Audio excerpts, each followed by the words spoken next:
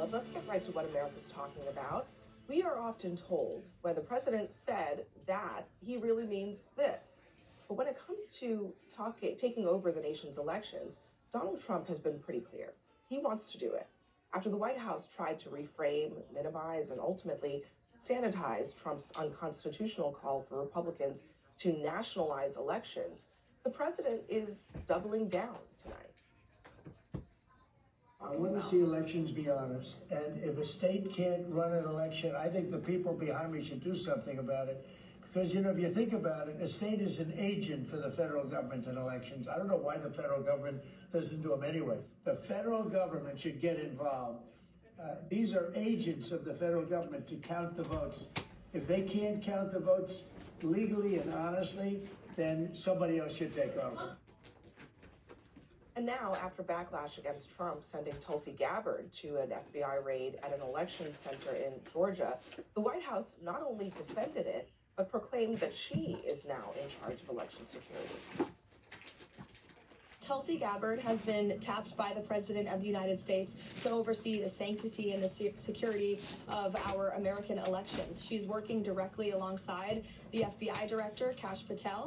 This is a coordinated whole-of-government effort to ensure that our elections, again, are fair and transparent moving forward. I don't see anything wrong with the President tasking a cabinet member to pursue an issue that most people want to see solved. Gabbard, the nation's top intelligence officer, remains at the center of a mysterious and classified whistleblower complaint. Let's start with Trump insisting that the elections need to be federalized. He even said in that bite that we played that federal agents need to take over the counting of elections. Stacey Schneider, when you hear that from the president, first of all, should we believe him? And secondly, I don't know, should someone also provide him with a copy of the Constitution, perhaps? That's a perfect question. First of all, your first question, should we believe him? Yes. When have we ever seen him not float his idea, get everyone all agitated, continue to float the idea, and then eventually follow through on it? So he could try it. He can't accomplish it legally. The Constitution has an elections clause that mandates that the states govern the time, place, and manner of our national elections. So for Trump to do this or accomplish this, the only way he could try to do it is by executive order, but it would be an unconstitutional executive order. So we're gonna have all this dialogue floating around for days and backtalk and coming back again. He legally can't do it. Will he try? Probably. So, Fatia, I mean, a lot of people try to take what Trump says, they put it through the washing machine, launder it, and it comes out as something else. But Trump keeps repeatedly insisting that he wants the federal government to run elections in states that he lost because he thinks that if he lost, it wasn't fair. He's also said he regrets not seizing voting machines in 2020, again, when he lost an election. Is this productive? And at what point should Republicans say something about these lies? I don't think it's productive, especially because it's impossible. Thank God, not constitutional, and so not going to happen. I do think that the SAVE Act is a great idea. 83% of Americans support it, as I learned on CNN this morning, and that includes, 76% of Black Americans, 82% of Latinos, 85% of white Americans. So to me, that's the move. Push the SAVE Act and force Democrats to admit that they are against what 83% of Americans want. I think this is all kind of just a distraction, a bit of nonsense. Can I say one thing when we talk about distraction? Something that's not a distraction that doesn't get a lot of attention is that in Donald Trump's second term, every single one of his judicial nominees, there's been 38, every single one has said in sworn testimony, has not answered the question in sworn testimony whether Trump lost the 2020 election or what happened on January 6th. These are lifetime federal judgeships. These aren't spokespeople at the Department of Commerce. And it's really important as we talk about what's happening in Fulton County, as we talk about Gabbard, that we not lose sight of the fact that the President of the United States is reshaping the judiciary in ways that are deeply, deeply concerning. And frankly, this is going to be a problem for the country for decades to come. This is also Speaker Mike Johnson. And as you listen to this, just remember that Mike Johnson, before he was Speaker, back in 2020, was one of the lead proponents of trying to invalidate the results of the 2020 election. But here we are in 2026, and here is what he is saying today. What you're hearing from the president is his frustration about the lack of some of the blue states, frankly, of enforcing these things and making sure that they are free and fair elections. We had 3 House Republican candidates who were ahead on election day in the last election cycle. And every time a new tranche of ballots came in, they just magically whittled away until their leads were lost. In no series of ballots that were counted after election day were our candidates ahead on any of those counts. It looks on its face to be fraudulent. Can I prove that? No. Proof is Do I important. have any proof? No. But when you count votes and we lose, it's fraudulent. I think that there is a question, Abby. Lots of Americans have questions about the integrity of their elections. And I don't think that's an unfair point. I don't think it's an unfair point for the president or Congress to invest resources, as Batia mentioned, via the SAVE Act, to ensure that not only do we have qualified American citizens voting in our elections, but to invest those resources to ensure that we have safe I and mean, secure. you gotta acknowledge though, Tim, that when you have elected officials like Mike Johnson making things up and saying nonsense like that, yeah, there's no question that some Americans will hear that and think it's legitimate, even though he has no proof, even though there's nothing actually untoward about votes being counted and it not being in his preferred candidate's favor. So none of that, I think, is justified. That doesn't justify continuing with these lies in the year of our Lord, 2026, 6 years after 2020.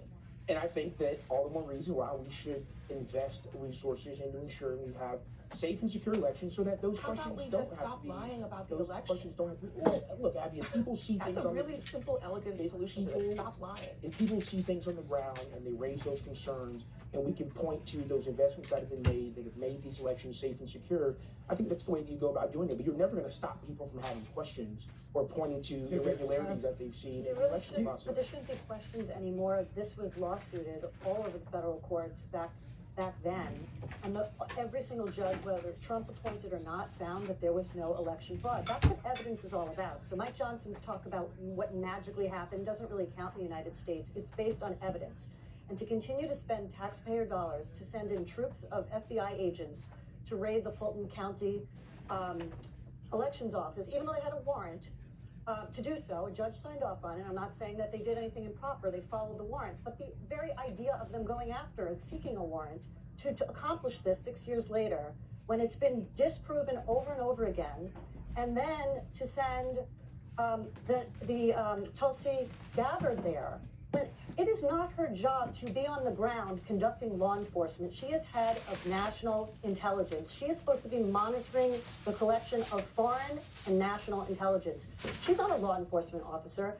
She was sent there, the optics of it. She was sent there to legitimize Trump's investigation. And I do call it Trump's investigation because I don't think any of these agencies or departments would be doing this on their own based on what we know today. And that's really the issue too, Stacey, because there used to be a time in our country where the president was supposed to uphold the integrity of our election system, uphold the integrity of our democracy, not to question those things. Yes, there have been Democrats, Republicans, independents who've questioned elections for centuries. But the president of the United States, the person who holds that highest office, has always had that responsibility to keep the country together, to keep the country to have the faith in their electoral system. This guy doesn't care. He didn't show up to the inauguration of his successor. He's still challenging the results 6 years later. I tell you one thing about this, though, why Republicans should be trying to push him, and that's because it doesn't help Republicans in the 2026 midterms or the 2028 election, because the elections are about the future, not about the past. Nobody wants to go and relitigate the 2020 election except for a small group of Trump fans. Everybody else has moved on, like Trump wants us to do about Epstein. Everybody else has moved on from 2020. Let's focus on the present. I think if there's a criminal complaint and a judge issues a warrant, our federal law enforcement resources and agencies do have an obligation to go investigate those. And I would say that, Keith, that I agree with you. I wish that every politician that loses an election would move on. But we saw Hillary Clinton do the same thing with they stole the election. We saw Chuck Schumer push a stolen election. Every politician who's ever lost an election has said someone stole the election. There were irregularities, and we have an obligation. We have an obligation to the American people to investigate those irregularities. I want to correct something you said. There's a nuance to what you said that isn't really right. There is no criminal complaint here. There is Donald Trump's complaint. So when the U.S. Attorney's Office went to a magistrate judge to get a warrant to go into this election office in Georgia, all they had to do was present probable cause. That is a very low bar. Is there cause to begin an investigation and to look for evidence? That doesn't mean there's proof. That doesn't mean it's proof beyond a reasonable doubt. It means there's cause. It's very little that goes into an arrest warrant. It's one witness can swear In this to case, an in affidavit. this case, it was Special It was- Agent Hugh Robert Evans. Right, one He was the agent. only person who testified Correct. that there was probable cause that there Correct. might be some sort of criminal activity. So do you One disagree with the agent. judge issuing the warrant? I can't disagree. The judge makes that decision. That's Right. within their discretion. Right. So I'm not saying that it was wrong that they followed through on the warrant they obtained. What I am saying is the motives for obtaining a warrant in the first place are suspicious, because I don't think anyone in the government was planning on investigating the 2020 election until Donald Trump started getting on the track again that it was fraudulent and it needs to be investigated. I want the people prosecuted who did this. I Did what? We have don't a- have proof of that. I mean, I have an honest question, Batya. I mean, isn't it legitimate for people to be suspicious or skeptical of what the Trump administration is doing around elections when Trump seems so enamored with things that are demonstratively false about his loss in 2020 and has already said multiple times that he is obsessed with relitigating that particular issue? Shouldn't people actually be worried that Trump is trying to undo a legitimate, free, and fair election to rig it in his favor, because that's what he would have done in 2020 if he had been given a chance? You mean a past election or a future election?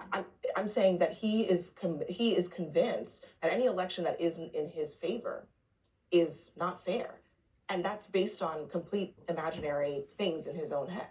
So if he's meddling with elections now, shouldn't people be worried about that?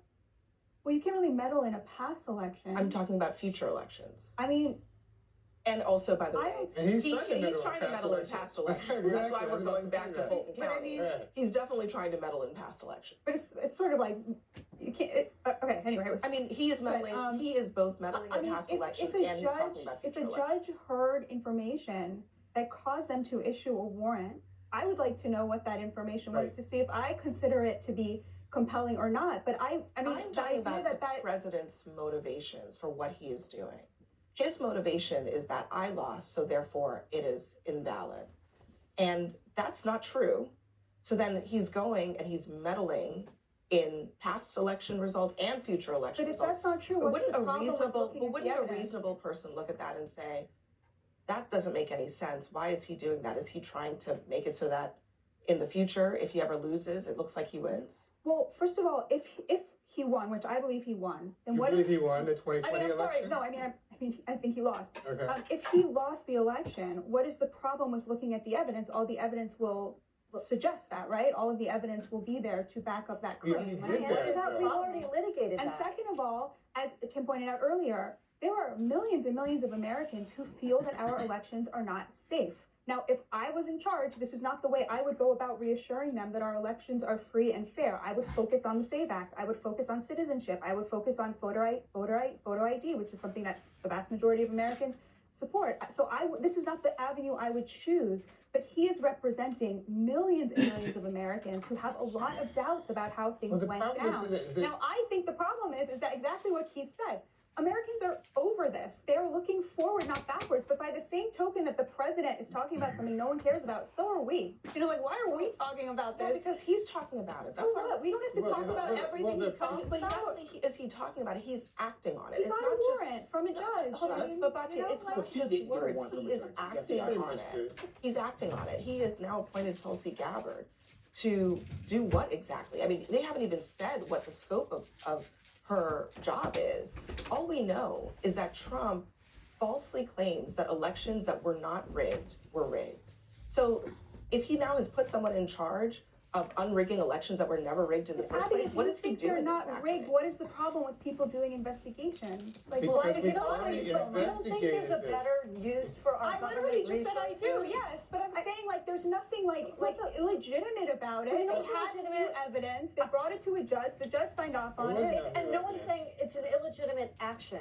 The motivation behind the action appears to be quite illegitimate. We're litigating now something. Trump is looking to have people prosecuted for election fraud. So now they've got to start backward, go through the records and try to find somebody who committed an illegal act This has been put before But you more than want 60 someone federal to be courts. prosecuted if they committed election fraud, right? You agree with Yeah, them. and you know if what that I would happened, do? right? If somebody was guilty of a crime, I would send even the Attorney General, Pam Bondi, who is mysteriously absent from this entire process.